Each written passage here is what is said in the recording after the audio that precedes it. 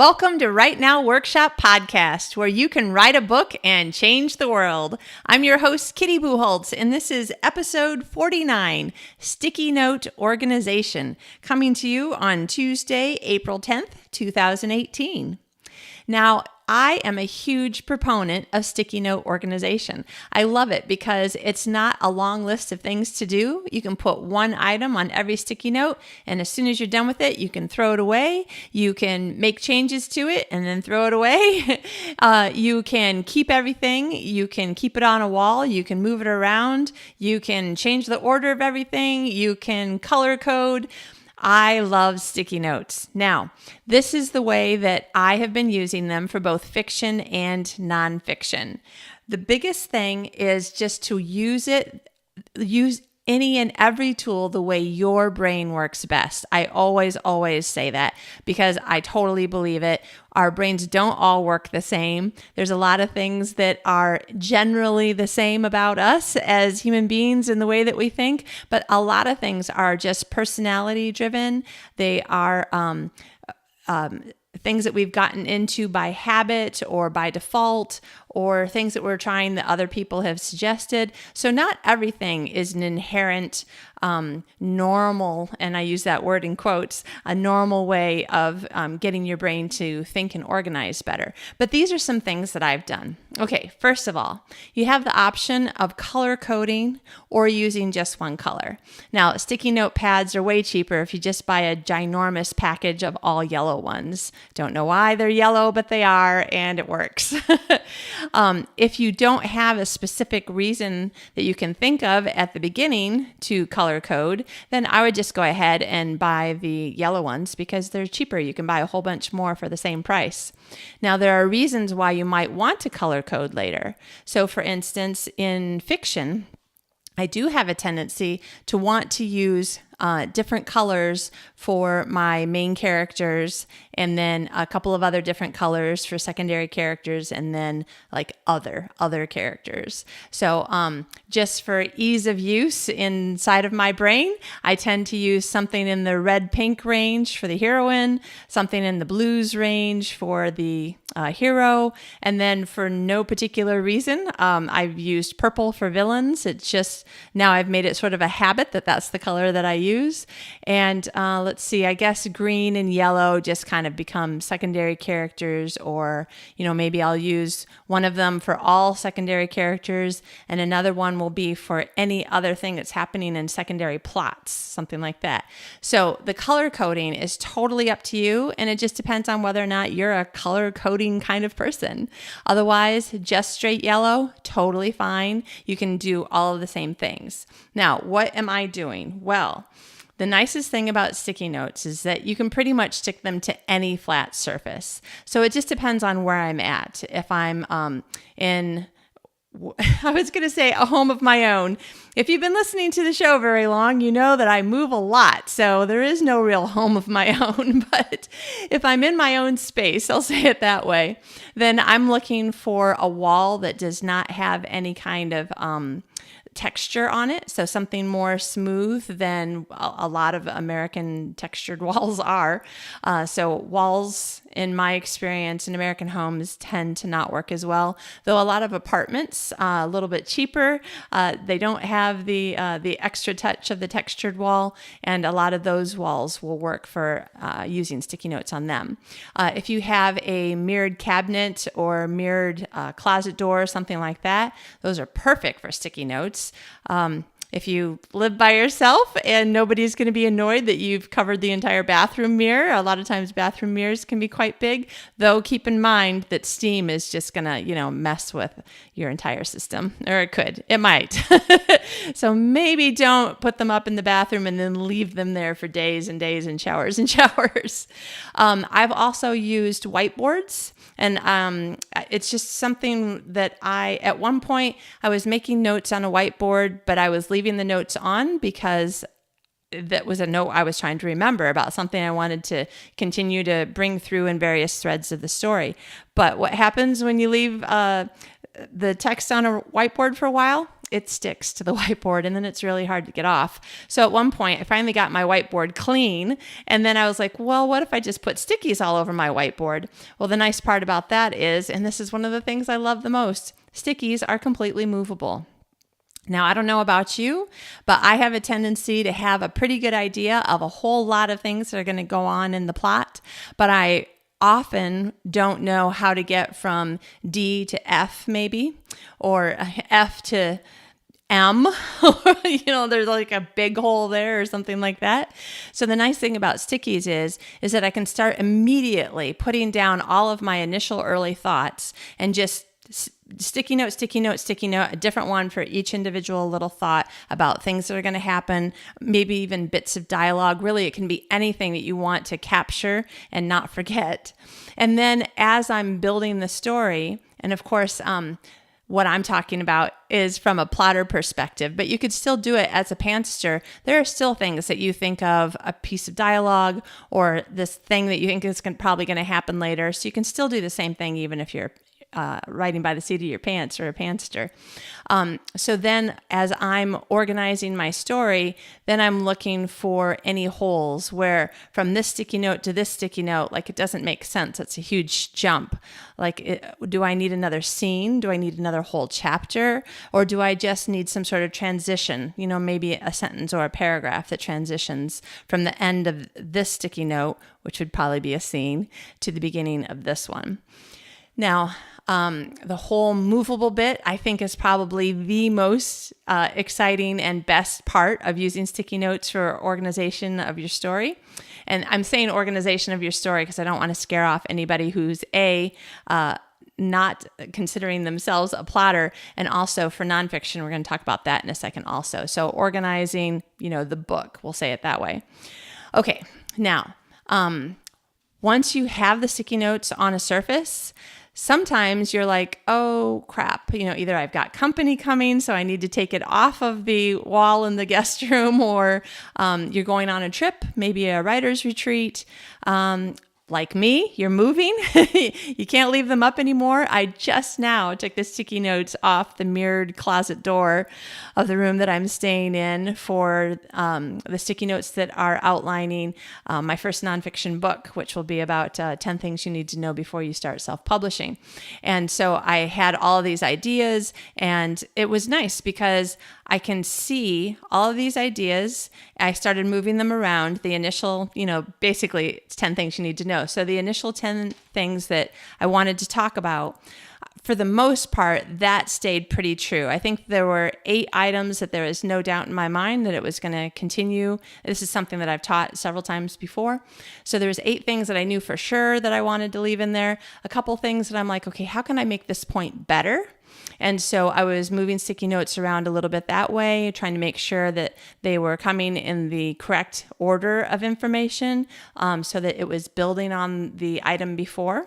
And then also a new sticky note for every time that I thought of another kind of bullet point within that section or chapter. So that is a great way to use sticky notes to organize your nonfiction work. Now, when you're moving, either moving house or just, wanting to take the work with you and make it, portable. The great thing is that sticky notes are portable on anything that you move them to. So the ways that I've done it are generally to either take a regular piece of several pieces of printer paper, and I just put the sticky notes on them, just going left to right across the top and making them in rows. I can't remember, 9 or 12, I think, is how many of the regular square sticky notes that I can fit on a US letter size piece of paper.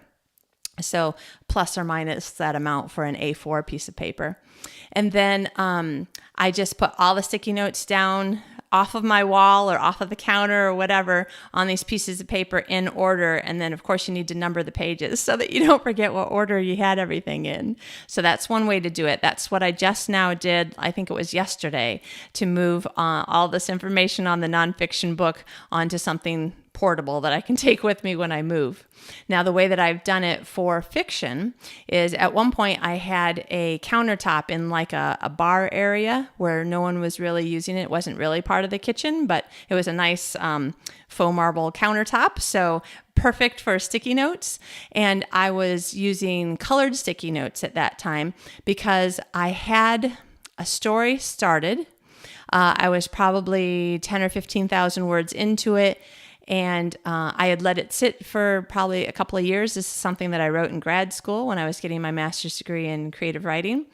And I just felt like there was something missing, but I wasn't sure what. And I needed to be able to see the whole story in a big picture so I could try to understand what was wrong with it, what was missing, like something in my subconscious has been niggling away, saying there's more that needs to be done here. And so what I did was I took over this counter for about a week or so, and I started writing down a sticky note. Now, in this case, it was for a book that I had already written a portion of it and had an awful lot of the rest of it in my head. So the part that I had already written, I used a sticky note for every scene that I had already written, and I wrote it on a color that represented the point of view character. So again, my heroine, it was probably pink or red or something like that. It's not this particular book isn't a romance. So I will say the hero character who also has a point of view, we'll just say it that way. His was probably bluish, something in the blues. I do think that a lot of the antagonist characters, the villain type characters, I'm sure I must have put those on purple because I know I have a lot of purple sticky notes that have a bunch of writing on them.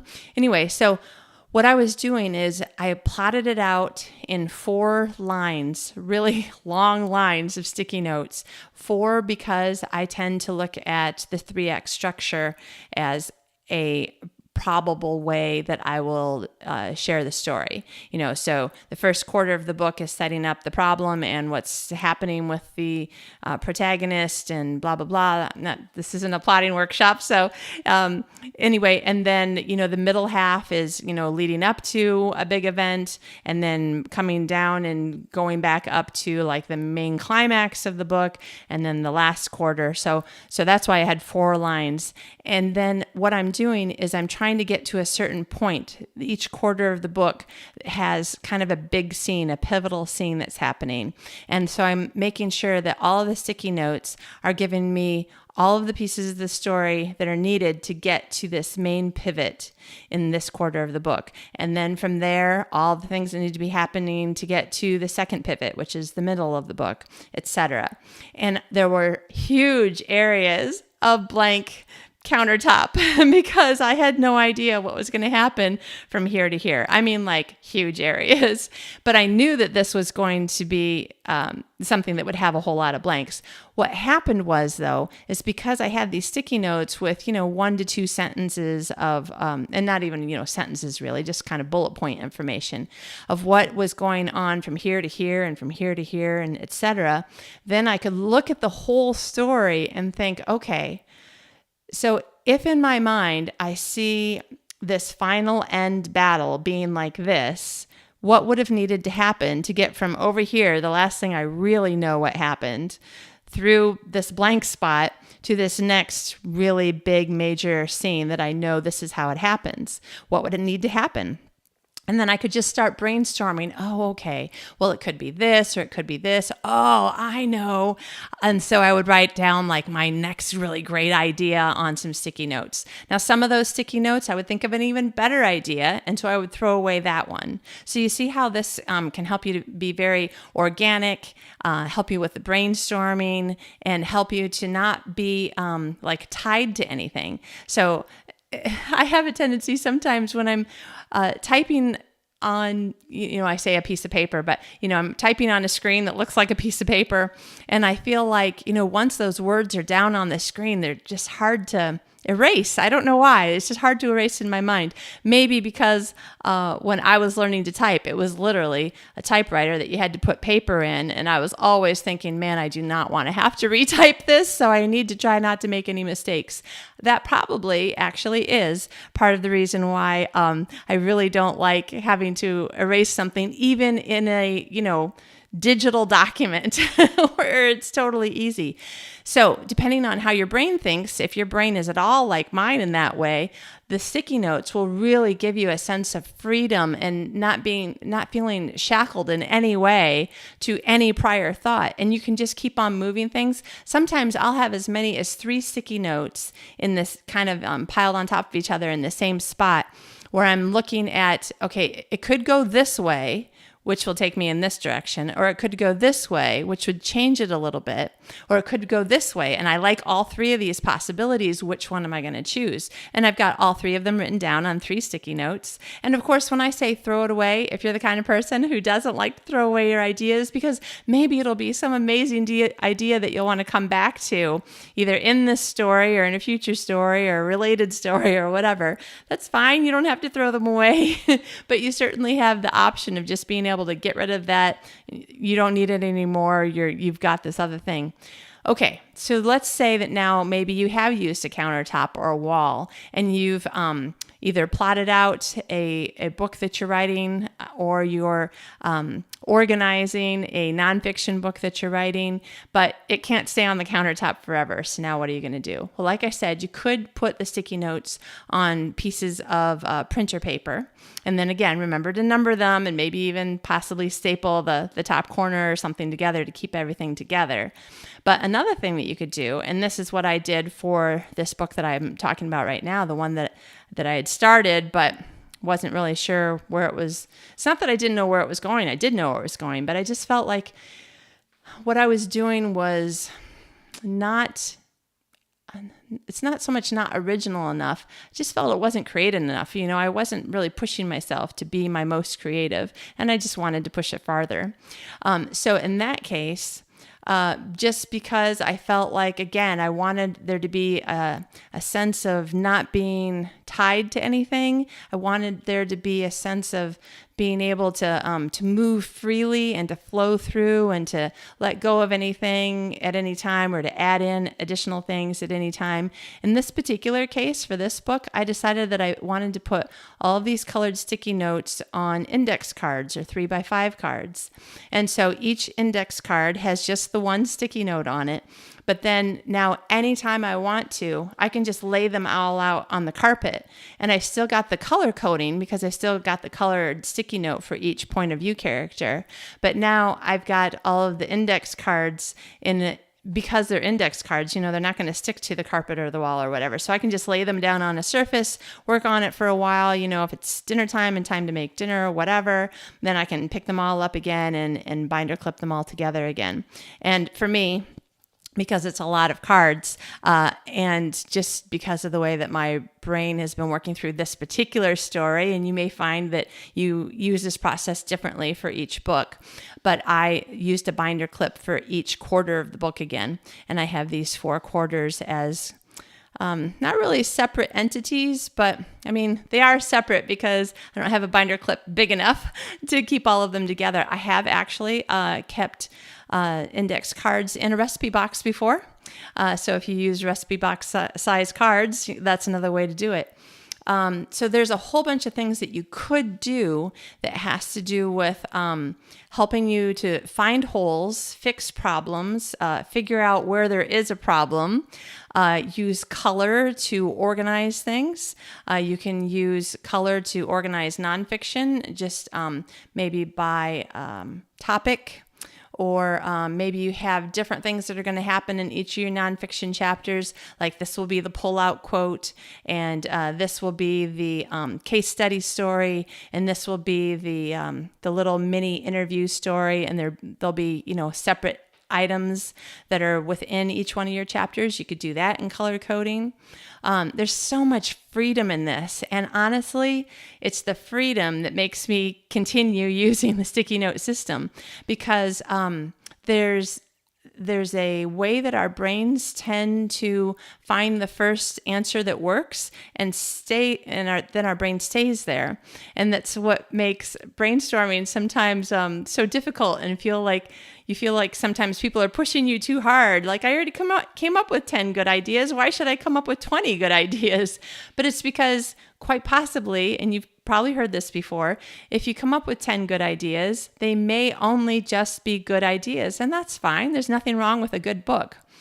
But if somewhere between number 10 and number 20, you came up with a great idea, oh, who doesn't love a great book?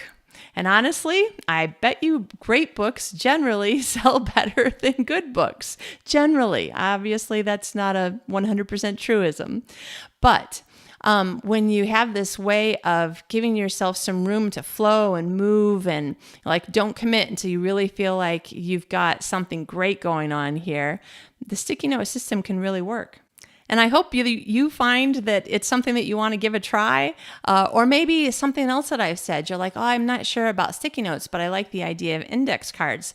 Also, you can buy those in different colors. Not as many different colors as you can buy sticky notes, but you could organize a story based on index card colors. Maybe after all I've said, the first thing that really stuck in your mind is, oh, index cards in a recipe box. So that's the way I want to do it. Then it's totally portable. I can go through it. I can still make notes and, highlight things, throw things away, make extra marks. The index card is bigger.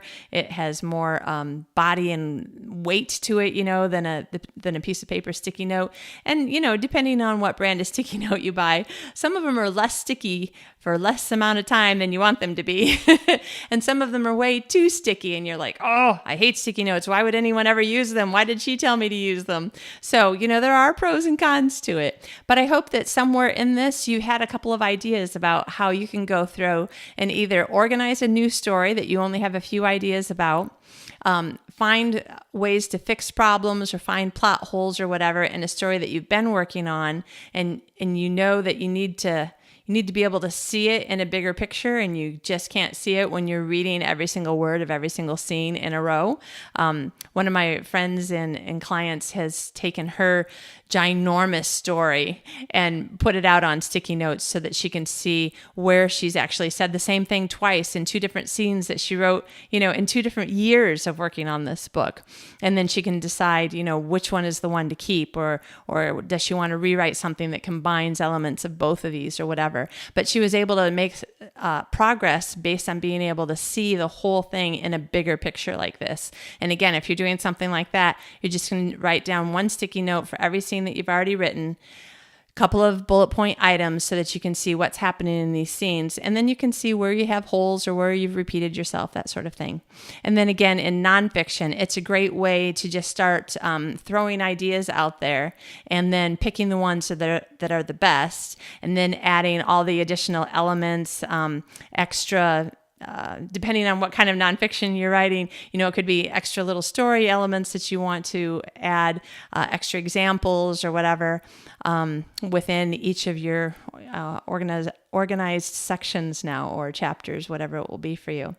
I do very much hope that this helps you, and I look forward to hearing if anybody tries it and has some success. That would be super awesome. I would love to hear that. And of course, at any time, please go through whichever app that you're using to listen to the show and write a review. I would love for us to be able to share the show with other people that you think would enjoy it. And reviews help a lot for people to see whether or not this is a show that would be for them. And, I'm doing it because I want to help people. So I would love to, spread that around a little bit. And let me know. Let me know if this is working for you. I hope you are having an awesome day and a great week. And I will talk to you more again soon.